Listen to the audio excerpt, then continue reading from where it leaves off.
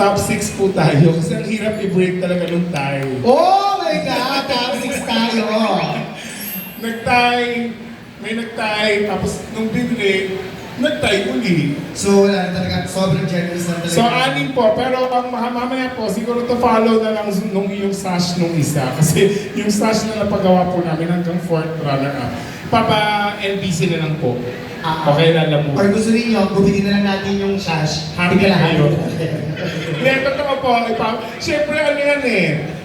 In-effort ng top 6. So, ipapalala mo po sa inyo. I have your address naman doon sa papasok sa anim. Okay. So, our top 6. In no particular order. No, gusto ko particular yung order. Oh, in particular order, sabi niya. In no particular order. You are closer to be the first Food Paris Queen Mother candidate. Candidate number 9. Candidate number 9, this is step forward. Mami, ko yun, Mami. Nagulat siya. Ako ba yun? Ayun tayo bumibenya. Nung nanalo, pumapalakpak lang din. Our next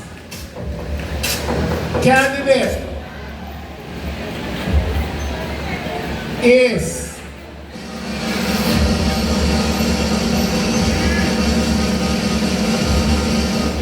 candidate number 3.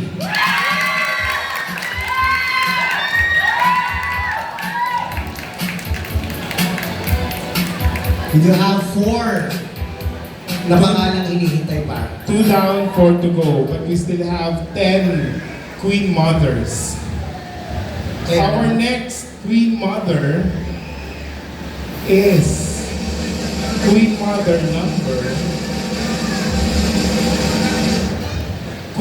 number 1.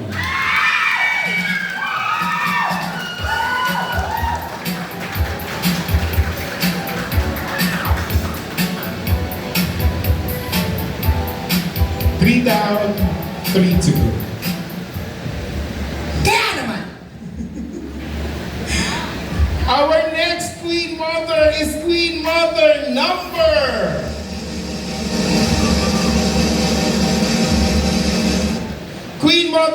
12.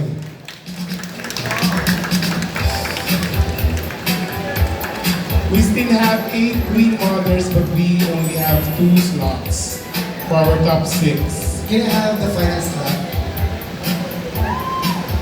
Our next Queen Mother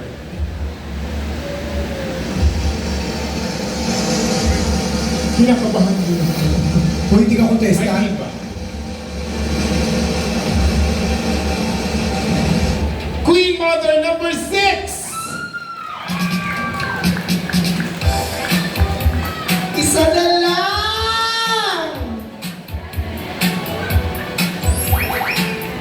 Our last Queen Mother. Adjust tayo para kasya kayo. Andiyan ka kasi. Bakit hindi ako pwede? Hindi ka naman kasali. Tatay, ano to? Bisgi pang kalawak. Hindi, Charles Darwin theory. Na ang tao ay mula sa unggoy. Please join our 5 finalists Queen Mother number. Queen Mother number 2. At yung mga hindi natawa at hindi po nabigyan ng pagkakataon, you guys did a very good job. Maraming salamat po sa effort ninyo. Thank you mga mamis. And a happy Mother's Day po sa inyo lahat. Sige. So, idinidiretso na natin to. Idiretso na natin. Audio muna kayo sa... Atras muna konti muna tayo mga mothers dahil